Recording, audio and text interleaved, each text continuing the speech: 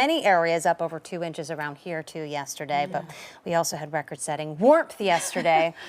Not the case out there today, but it is colder to our west. It's 7 in Chicago right now. Coming this way. It has been working in all morning. We've been cooling down. Look at the difference between 24 hours ago, and we were up into the 50s yesterday, and where we are right now. 10 to 20 degrees colder, widespread across the area. The difference, of course, though, we've got the sunshine back now. The storm is gone, but it has been pulling in drier and also much colder air in its wake.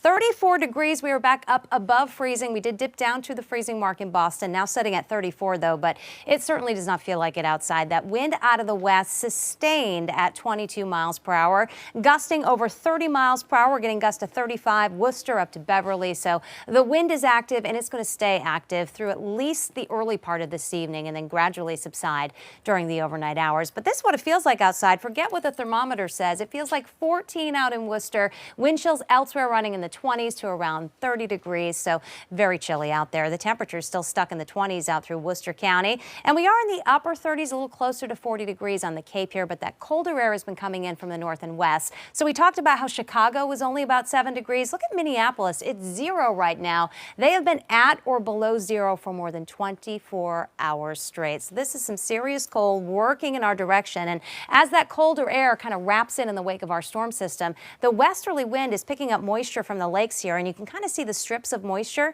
These are lake effect snow bands here coming across Lake Ontario, and these are holding together and traveling right across Vermont into New Hampshire and even hanging on into western Maine. So pretty impressive. Those are going to stay to our north. We're talking about mainly clear to partly cloudy skies right through this evening and into the overnight hours as well. And so as the temperatures kind of hold steady this afternoon, it will be bright, but on the blustery side with those wind chills getting no higher than the 20s the rest of the afternoon. And look at the wind chills. If you're heading out this evening by 5 p.m., wind chills teens and 20s, and they'll drop even more by about 10, 11 o'clock tonight. And then overnight, the winds will settle down, but with mainly clear skies, the temperatures drop. Out the door tomorrow morning, teens to the lower 20s. That is it. So you want to bundle up as you get your Tuesday started. We're going to be watching this, though. A fast-moving Clipper system really starved for moisture until it hits the Atlantic. Secondary storm forms, and this one really intensifies on Wednesday, but it does it a little too far to our east to really enhance our snowfall, but it will do that up over the state of Maine where there's a winter storm watch up.